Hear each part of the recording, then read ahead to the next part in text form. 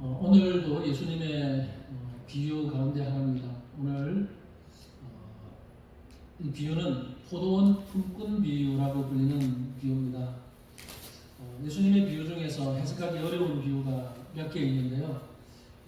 가장 힘든 게 불의한 청지기의 비유라는데, 그 비유와 함께 오늘 본문의 비유도 학자들이 조금 힘들어하는 비유, 해석에 여러 가지 의견들이 제시되는 그 비유 중에 하나입니다.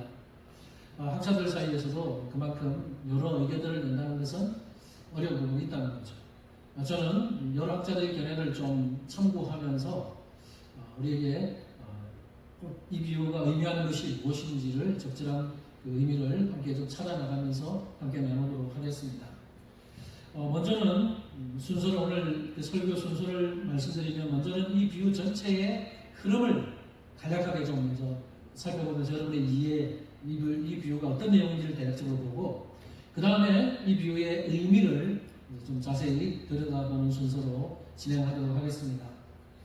여러분, 이 비유는 크게 세 장면으로 구성되어 있다고 보시면 됩니다.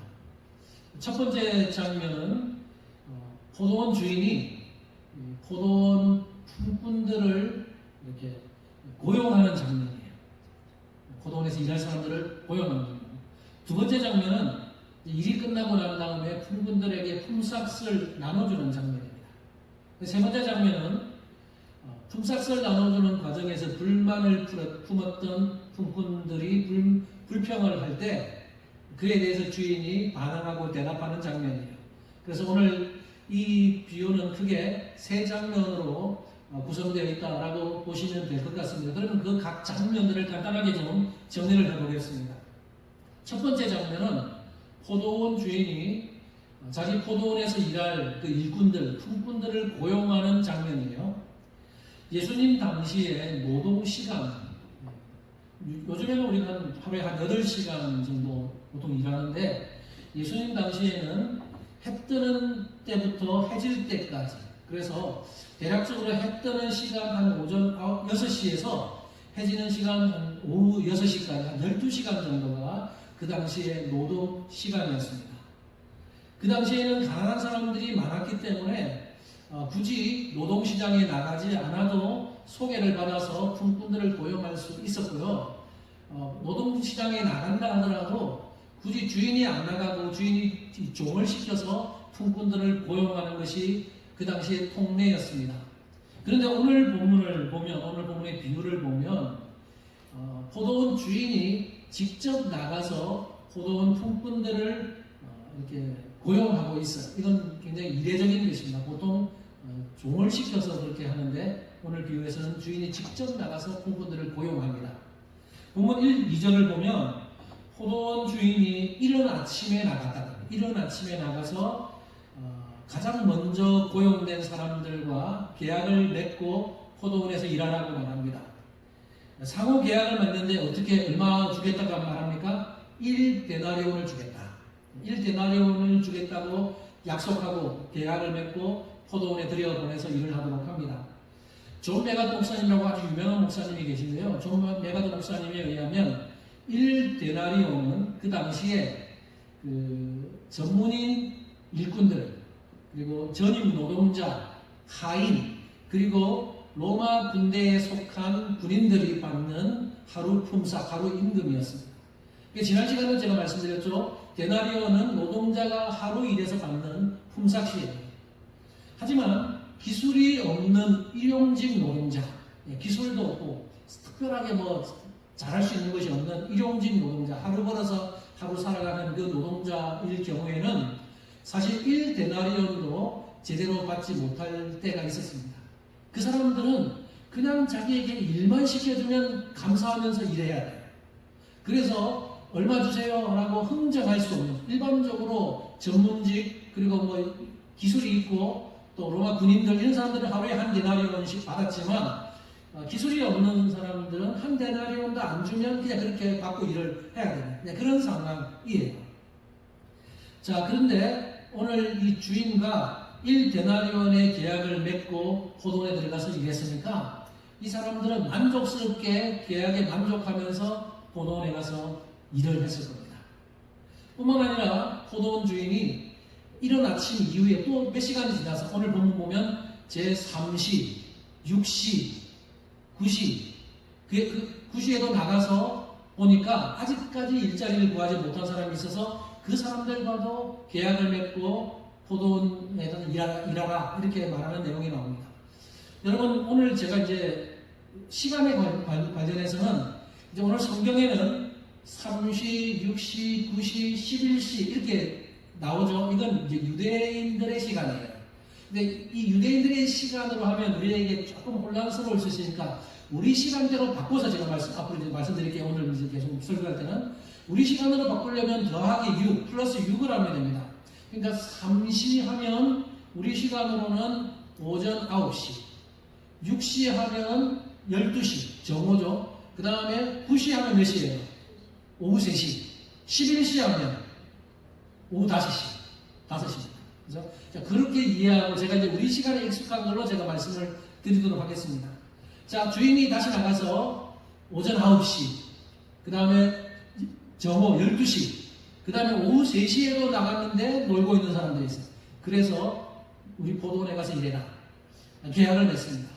근데 오늘 보면 4절에 보면요. 오전 9시에 온 사람, 그러니까 오늘 본문에는 제3시죠. 오전 9시에 온 사람과 계약을 맺으면서 얼마를 주겠다고 정확하게 말하지 않지만 자 4절 중간에 한번 봅시다. 4절 보시면 이렇게 말씀해요.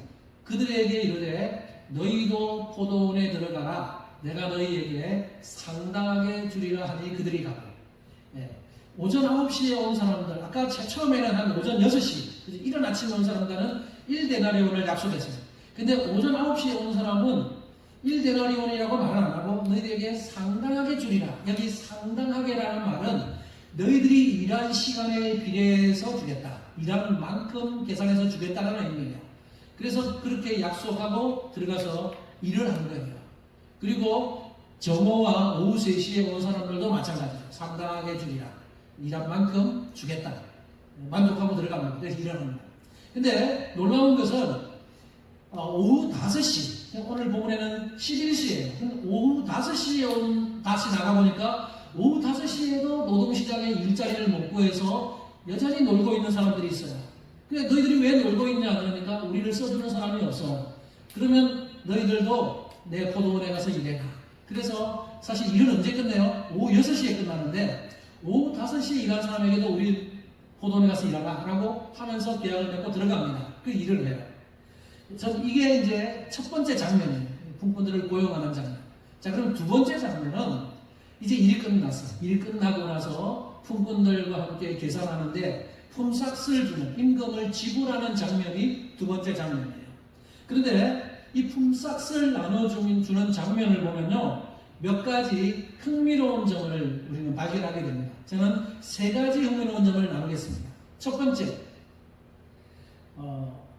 이 품꾼을 고용할 때는, 처음에 일꾼들을 고용할 때는 주인이 직접 나가서 품꾼들을 고용했어요. 근데 이 품삯을 나눠줄 때는 주인이 직접 나눠주지 않고 종을 시켜서, 청지기를 시켜서 품삯을 나눠줍니다. 이게 하나 차이점이에요. 그 다음에 품삯을 나눠주는 순서를 보면 일반적으로는요, 가장 먼저 온 사람부터 나눠주고 차례대로 그 다음 온 사람에게 나눠주는 것이 그 당시 일반적인 관례인데 오늘 이 비유에 보면 역순으로 나눠줍니다. 가장 나중에 온 사람부터 품삯을 나눠주고 가장 먼저 온 사람은 맨 마지막에 나눠주고 있습니다. 그 다음에 또 하나 흥미로운 점은 일반적으로 그 당시의 관례는 일한 시간에 비례해서 몇 시간 일했으면 얼마 이렇게 일한 시간에 비례해서 주는 것이 일반적인데 오늘 비유에서 보면 일한 시간과 상관없이 모든 품꾼들에게 다 1데나리온씩을 나눠주었다는 겁니다. 이건요 비상식적인 조치. 그 당시에 그 관례에 의하면 시간에 비례해서 주는 것이 맞아요. 근데 오늘 이 비유에서는 주인이 모든 품꾼들에게 1데나리온의 지불을 하고 있습니다. 이것이 이 비유의 두 번째 장면이에요.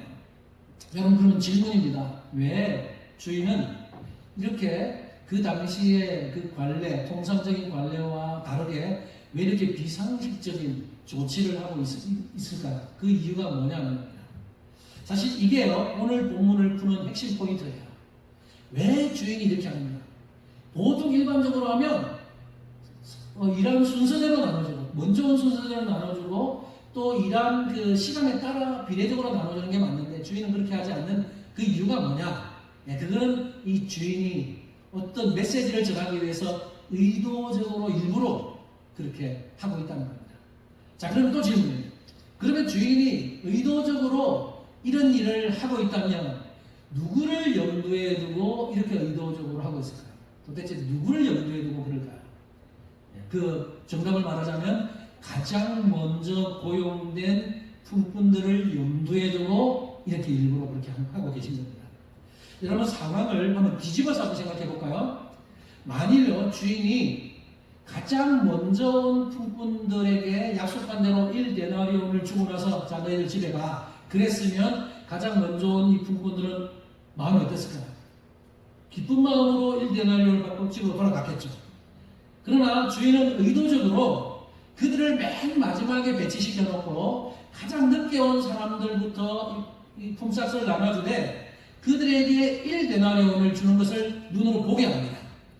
그죠? 그래서 맨 마지막에 줄을 서서 임금 나누는 걸 보는데 제일 마지막에 온 사람한테 나눠주는데 1데나리온을 줘요. 그 제일 뒤에서 이걸 지켜보는 거예요. 자, 그래서 1시간만 남겨두고 오후 5시에 온 사람은 1시간만 일하고 끝났어요.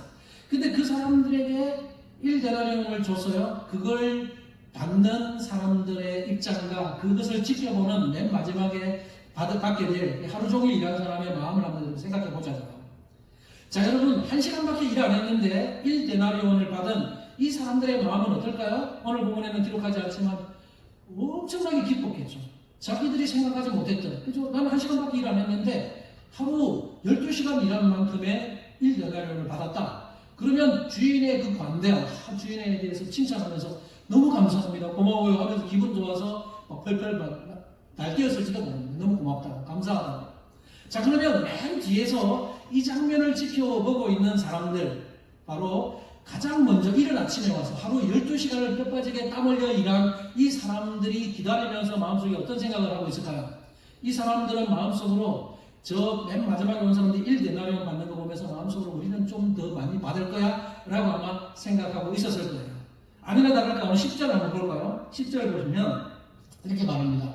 먼저 온 자들이 와서 더 받을 줄 알았더니 그들도 한 데나리온씩 받은지라. 이 말씀처럼 실제로 그들은 더 받을 것이라고 기대하고 있었다는 거예요. 그런데 안타깝게 그들이 기대와는 다르게 한 데나리온을 그들도 받았다는 겁니다. 그래서 주인에게 불평을 막 쏟아내는 겁니다. 불평의 내용이 뭐예요? 12절인데 12절 불평의 내용 같이 한번 읽어볼까요? 시작. 나중은 이 사람들은 1시간밖에 일하지 아니하였거늘 수고하며 더위를 견딘 우리와 같게 하였나이다. 이게 가장 먼저 와서 일한 12시간 동안 일한 그 사람들의 불평의 내용이에요. 그들의 불평의 내용을 한마디로 요약하면 공정성의 원리에 어긋난다는 겁니다. 불공평하다는 거죠. 자신들은 12시간 열심히 땀 흘리면서 일해서 1데나리온 받았으면 지금 1시간밖에 일하지 않은 저 사람들은 12분의 1을 받아야 된다는 것이 공평하다는 겁니다. 이걸 뒤집어서 말하면 저 1시간밖에 일하지 않은 사람이 1데나리온 받았으면 12시간 일한 나는 12데나리온을 줘야지, 이런 불평인 거예요. 여러분, 이 불평에 대해서 어떻게 생각하십니까? 우리는 이 성경을 읽으면서 가장 먼저 와서 12시간 동안 뼈 빠지게 무더위를 견디면서 땀 흘려 일하는 사람들이 이렇게 불평하는 것 보면 한편으로 인간적인 마음이 충분히 이해할 수가 있습니다. 그럴 수도 있겠다, 이렇게 불평할 수도 있겠다 라는 생각이 듭니다. 만약 우리가 이 사람들이었다면, 가장 먼저 고용된 사람들이었다면 불평하지 않았겠습니까? 우리는 아마 더 심하게 불평했을지 모릅니다. 막 주인을 향해서 막 삿대질을 했을지도 몰라요. 이게 오늘 비유의 두 번째 장면이에요. 자, 그럼 세 번째 장면을 봅시다. 세 번째 장면은 이렇게 불평하는 품꾼들을 향한 임금의 대답입니다. 자, 임금이 뭐라고 대답합니까? 그 종들을, 그 품꾼들을 향해서 미안해요. 내가 당신들 생각을 못했군요. 이렇게 대답합니까? 아니에요. 이 주인은 매우 단호합니다. 대답이 굉장히 단호해요. 오늘 보면 13절부터 15절인데요. 한번 눈으로 따라오십시오. 이렇게 주인이 대답합니다. 주인이 그 중에 한 사람에게 대답하여 이르되 친구여 내가 내게 잘못한 것이 없노라. 네가 나와 한 데나리온의 약속을 하지 아니하였느냐. 14, 15절 같이 봅시다. 내 것이나 가지고 가라. 나중은 이 사람에게 너와 같이 주는 것이 내 뜻이니라. 내 것을 가지고 내 뜻대로 할 것이 아니냐. 내가 선함으로 내가 악하게 보느냐. 이게 주인의 대답. 여러분, 주인이 지금 말하고 있는 것처럼 실제로 주인은요 잘못한 것이 없습니다. 주인은 가장 먼저 들어온 그 품꾼들에게 1데나리온을 약속했고 그 약속대로 1데나리온을 줬어요. 주인이 1데나리온도 안 줬으면 악덕한 못된 사람이겠지만 약속한 대로 1데나리온을 줬어요. 그러니까 신실하게 약속을 잘 지킨 겁니다. 따지고 보면 이 불평하고 있는 사람들의 마음의 불평의 그 원인은 어디에 있어요? 사실 주인이 자기들에게 약속을 어긴 그것 때문에 아니에요.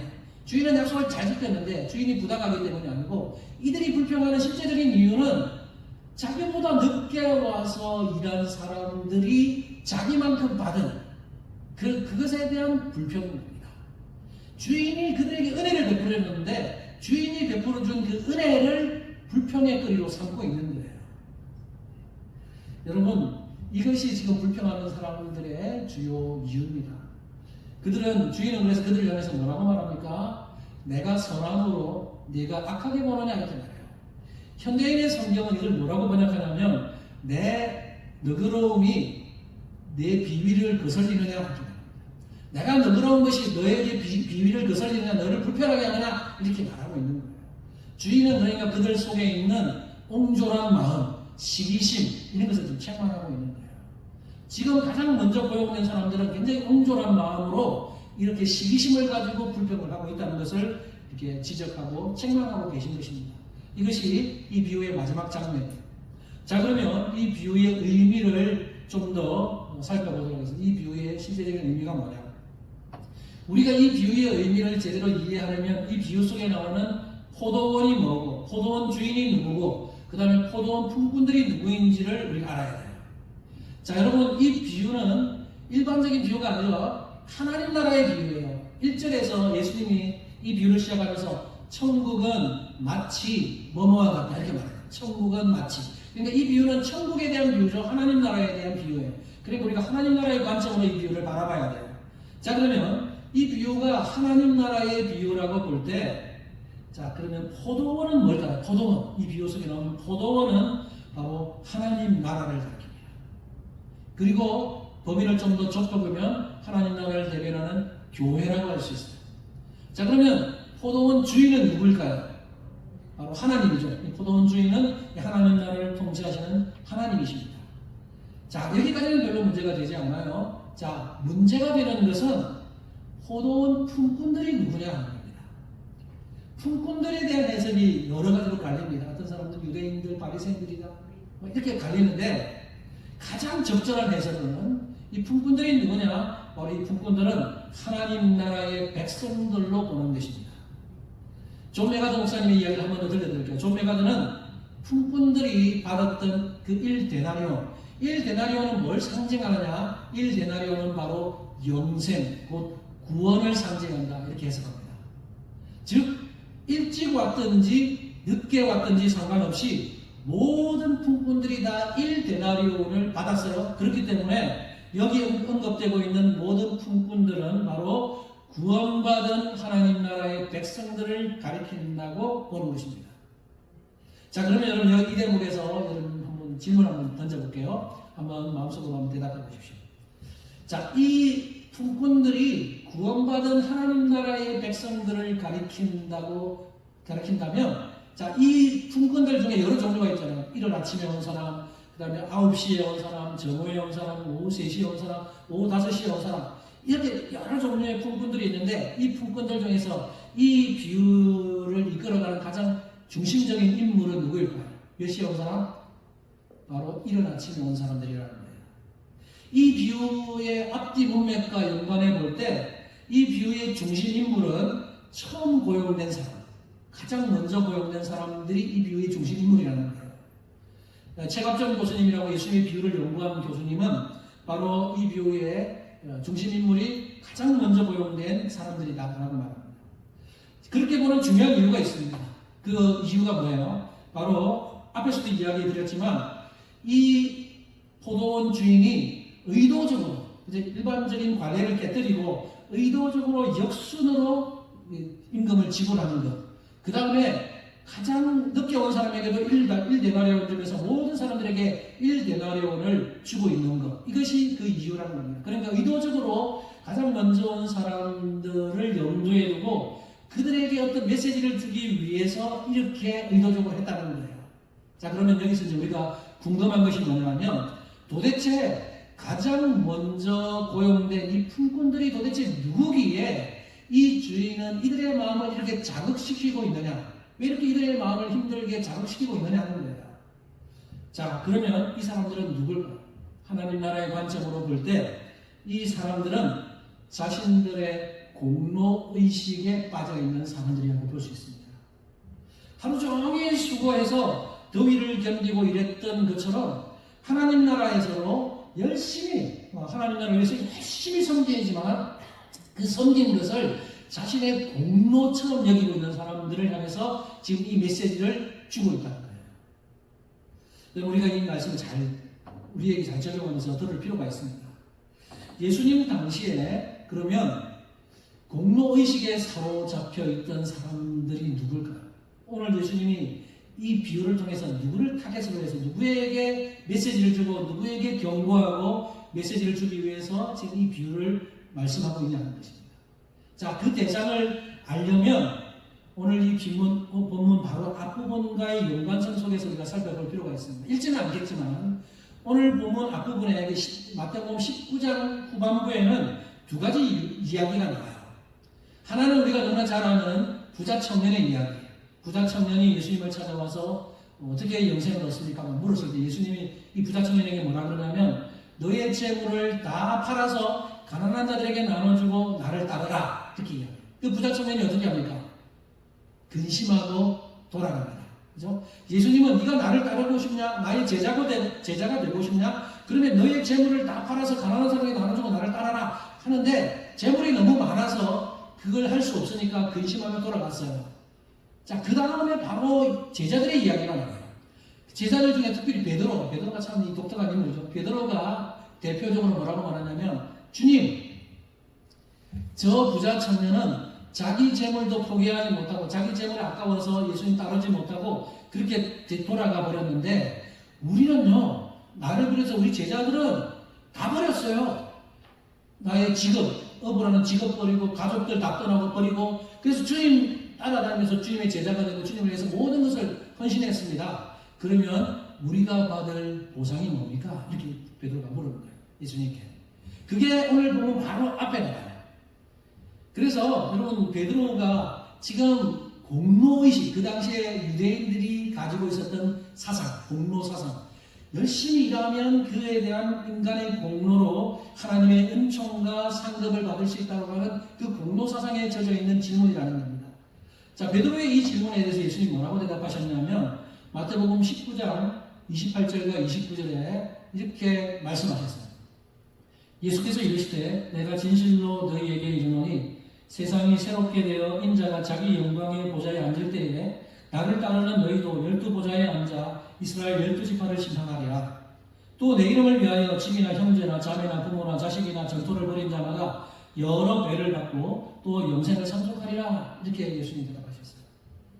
그러니까 예수님의 대답을 요약하면 상급은 분명히 있다. 그래, 상급은 분명히 있어. 라고 예수님이 대답하시는 거예요. 하나님 나라가 완성될 때 이 베드로와 제자들처럼 너희들이 여러 가지를 버렸지. 부모를 버리고 너희 직업을 버리고 자 그렇게 버리면서 열심히 일하면 나중에 하나님께서 챙겨주실 건데 12보좌에 앉아서 심판하는 특별 보상도 줄 거고 또 주님의 이름을 위해서 여러 가지를 버린 사람은 몇 배나 받는 여러 배의 보상을 받을 거다. 예수님 말씀하신 거예요. 그러나 예수님께서 이 말씀으로 끝내지 않고 그 다음 구절에서요. 그 다음 구절은 19장 30절인데요. 이 19장 30절은 이 비유 바로 앞구절이에요. 19장의 마지막 구절이라고. 자, 그리고 19장 30절을 보면 이렇게 말씀하세요. 그러나 먼저 된 자로서 나중되고 나중된 자로서 먼저 될 자가 많으니라. 자, 제가 이 자막에 이렇게 구분해 놓은 이유가 있습니다. 이게 19장 마지막 구절이고 20장으로 딱 들어오면서 포도원 품꾼의 비유를 예수님이 말씀하시고 이 비유 자체의 내용이 끝나는 16절, 오늘 보면 마지막 16절에 이와 같이 나중된 자로서 먼저 되고 먼저 된 자로서 나중되리라 말씀합니다. 자, 그러니까 오늘 포도원 품꾼의 비유는 이 두 구절의 중간에 샌드위치처럼 딱 그 중간에 끼어 있어요. 그러니까 이 비유는 어떤 비유냐? 먼저 된 자로서 나중되고 나중된 자로서 먼저 되는 것이 뭔지에 대한 예로서 이 비유를 드신 거예요. 그래서 지금 예수님은 이 비유를 통해서 그 먼저 된 자로서 나중되고 나중된 자로서 먼저 된다는 것이 무엇인지를 오늘 이 비유를 통해서 교훈으로 말씀하시면서 특별히 가장 먼저 들어온 이 품꾼들, 불평불만이 가득한 이 사람들에게 중요한 메시지를 전하고 있는 것입니다. 결론적으로 말씀드리면 예수님의 이 말씀은 베드로의 질문 속에 숨겨져 있는 그 공로사상, 그걸 깨뜨리는 말씀이에요. 공로주의 사상을 고쳐 바꾸어내기 위해서 예수님은 이 경고로서 이 비유를 말씀하셨다는 겁니다. 그래서 권성수 교수님이라고 하는 그 교수님이 계신데 그분이 이 비유를 보면서 이렇게 이야기를 했어요. 차등 상급 부분은 yes라고 하신 예수님이 공로 부분은 no라고 하신 것이다. 이해가 되십니까? 예수님이 베드로를 비롯한 제자들에게 대답할 때 그래 너희들 언젠가 상급은 있어 상을 받게 될 거야 그리고 여러 배를 받을 거야 라고 말할 때 차등 상급 부분에 있어서는 그래 있어 예스라고 말씀하시지만 그렇다고 너희들이 그렇게 열심히 일하고 뭐 직업을 버리고 막 그랬다고 해서 그게 너희들이 구원을 받는 데 있어서 공로는 아니야. 구원을 받기 위한 어떤 자격이나 공로가 되는 것은 아니다. 그렇게 말씀하시는 겁니다. 베드로처럼 모든 것을 버리고 예수님을 따르는 사람들, 이 하나님 나라에서 그런 사람들이 있어요. 그 사람들에 대한 차등 상급은 분명히 인정해 주시지만 그래도 베드로처럼 우리가 무슨 상을 받겠어요? 나는 저 사람들보다 저 부자 청년보다 훨씬 많은 상을 받겠죠? 라고 말하면서 이미 마음속에 공로 사상에 젖어서 그런 마음을 가지고 있는 것에 대해서는 그 마음을 버리라고 말씀하시는 거예요. 자, 여러분 이런 문맥적인 흐름에서 보면 가장 먼저 고용된 품꾼들이 누구냐? 바로 예수님의 제자들. 그 당시에 유대적인 그 사상이 공로주의 사상에 젖어 있었던 그 예수님의 제자들을 향해서 예수님은 이런 경고의 메시지를 전하고 있는 겁니다. 너희들이 바로 이 비유 속에 있는 가장 먼저 고용된 품꾼들이야. 그러니까 너희들이 지금 나를 위해서 헌신하고 나를 위해서 열심히 일하고 나를 위해서 나를 따라다니고 그렇게 한다고 해서 그 공로의식에 젖어 살면 나중에 들어온 사람들보다 더 은혜를 잃어버리고 살게 될 거야. 너희들 속에는 온갖 불평불만만 가득할 거야. 그렇게 말씀하시는 거죠. 저 뒤에 너희들보다 늦게 와서 한참 늦게 들어온 그 사람들이 은혜를 받는 걸 보면 불평불만하면 결국 너희들은 은혜를 다 까먹고 저 사람들은 기뻐서 그 은혜에 기뻐 감사할 수 있지만 너희들은 받은 은혜를 잊어버리고 그것 때문에 불평불만하면서 오늘 은혜를 망각하고 살게 될 거야 라는 것을 경고하고 계십니다. 여러분 우리는 이 비유를 통해서 하나 적용할 수 있습니다. 이 세상을 살면서요 자기식의 열심과 열정에 사로잡혀서 자기 아집으로 신앙생활을 하는 사람들이 의외로 우리 가운데 있습니다. 나는 그렇지 않은지를 우리 잘 돌아봐야 돼요. 교회 안에 자기 의와 자기 공로 사상에 빠져있는 성도들이 제법 있다는 거예요. 자신이 주님을 위해서 열심히 봉사하고 헌신하는 것을 다른 사람과 늘 비교하려고 그래요. 나는 저 사람보다 열심히 더 많이 일했어. 그러니까 나는 더 많은 상을 받아야 돼. 나는 우리 교회에서 몇십 년 헌신하고 봉사했는데 저 사람은 우리 교회 온 지 얼마 안 됐고 그러니까 나는 저 사람보다 훨씬 상을 많이 받는 것이 마땅해 라고 생각하면서 공로의식에 젖어 있는 사람들이 의외로 교회 안에 많이 있다는 겁니다.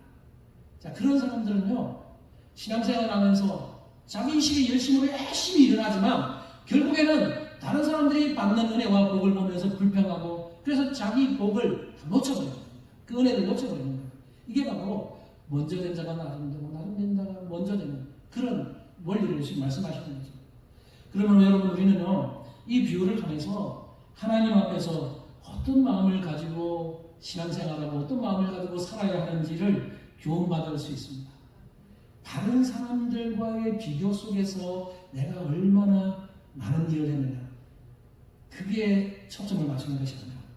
하나님 앞에서 내가 원래 어떤 존재였고 하나님 앞에서 내가 어떤 은혜를 받았는지에 우리가 관심을 가지고 집중해야 된다는 겁니다.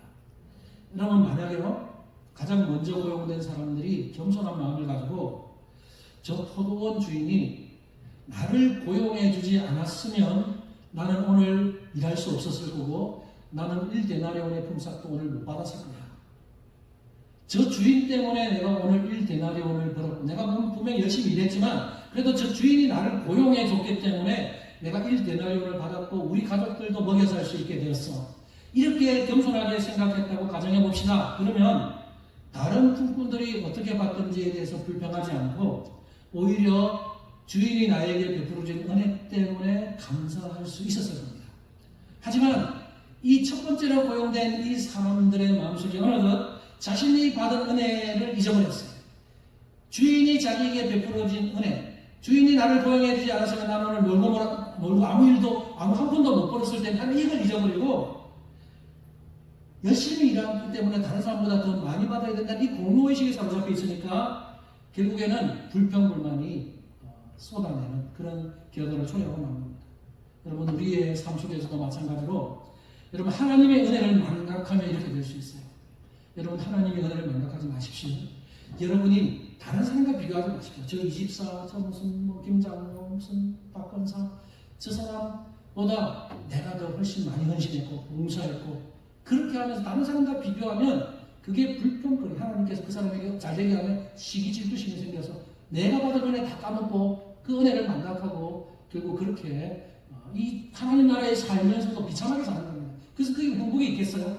그러나 내가 받은 은혜 저 사람이 뭐 어떻게 하든 상관없이 하나님이 나에게 베풀어 주신 은혜를 다 기억하면서 감사하면서 사는 사람은 다른 사람에게 하나님 은혜를 주시면 그것도 감사하고 나에게 은혜를 주신 것 감사하고 이렇게 살 수 있는데 여러분 공로의식에 사로잡히면 하나님의 은혜를 망각하고 그렇게 될 수 있다는 사실을 기억하셨으면 좋겠습니다. 이제 말씀을 정리하겠습니다. 여러분 우리가 오늘 포도원 품꾼 비유와 함께 살펴봤는데요. 예수님께서 이 비유를 통해서 이렇게 중요한 메시지를 전해줍니다. 그것은 포도원이 아까 뭐라 그랬어요? 포도원이 뭘 상징한다고요? 하나님 나라 상징. 포도원으로 상징되는 하나님 나라로 우리가 부름을 받았다면 하나님 나라의 백성으로 부름받았다면 언제 부름을 받았는지 그리고 이 하나님 나라에서 얼마나 많은 일을 했는지 그거 생각하지 마요. 그것과 상관없이 구원의 은혜는 동일하게 하나님이 베풀어주신다. 그래서 어떤 사람들은 포도원 품꾼처럼 이른 아침에 부름받을 수도 있고 어떤 사람들은 늦게 부름받을 수 있지만 모든 사람들에게 동일한 구원의 은혜를 베풀어 주신다는 사실입니다. 그리고 그 구원의 은혜를 베푸시는 것은 나의 공로 때문이 아니라 하나님의 전적인 은혜, 하나님 절대 주권에 의해서 우리에게 그렇게 주신다는 거예요. 이 사실을 좀 기억하셔야 돼요. 이제 성경의 인물들 한번 두 부류만 딱 대조하면서 말씀을 적겠습니다. 베드로와 제자들, 오늘 본문의 비유 속의 인물로 치면 가장 먼저 고용된 품꾼들이에요. 이른 아침에 오전 6시에 고용돼서 하루 종일 열심히 일한 그런 품꾼들에 해당한다고 할 수 있어요.